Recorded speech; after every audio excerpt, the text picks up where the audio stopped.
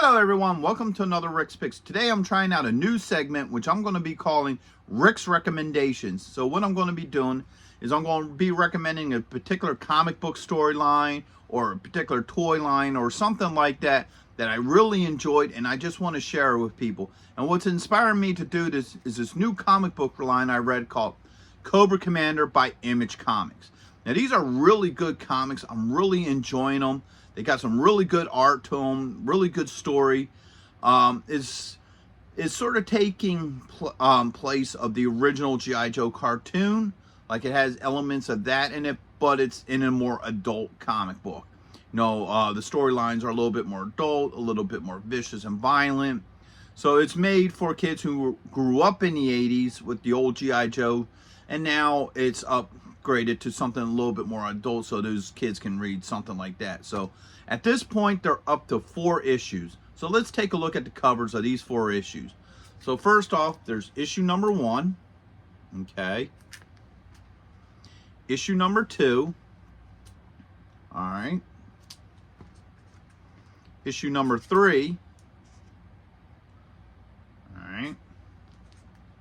And last but not least, issue number 4. Now, of making this video, those are the only 4 books at this time. All right, put that down there. So what the story is you're following Cobra Commander. Okay, you start out in Cobra Law.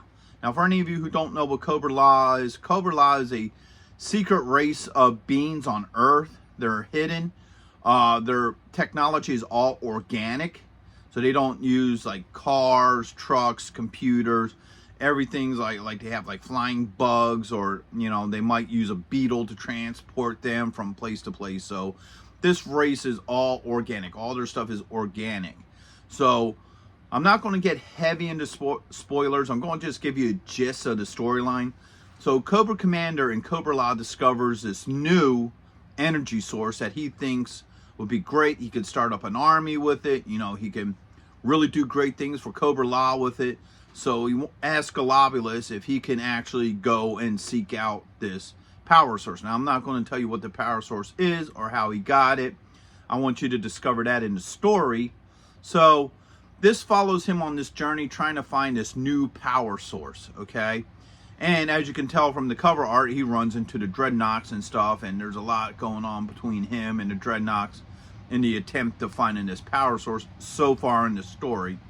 And I enjoyed it so much that I know that they have a Duke storyline as well, too. A series of Duke books. Now, Duke was never my favorite Joe, but because of how good this storyline is, I'm willing to check out the Duke storyline.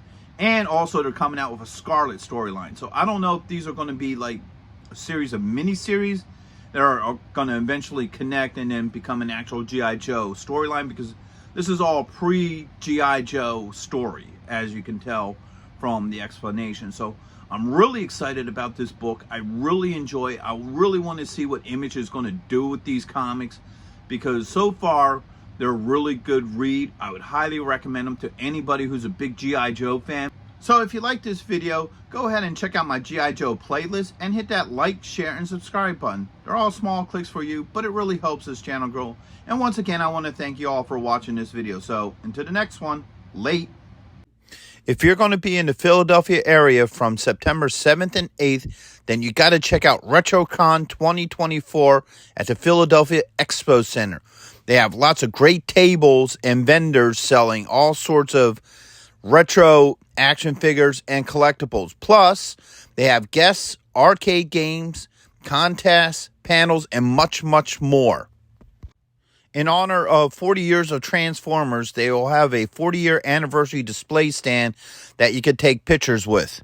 Special guests will be including Anson Williams, who played Potsy in Happy Days, Don Moss, who played Ralph from Happy Days and also played Eric from Dungeons & Dragons, the cartoon, voice actor Neil Ross, who played the voices of Shipwreck, Springer, and many other iconic 80s cartoon characters.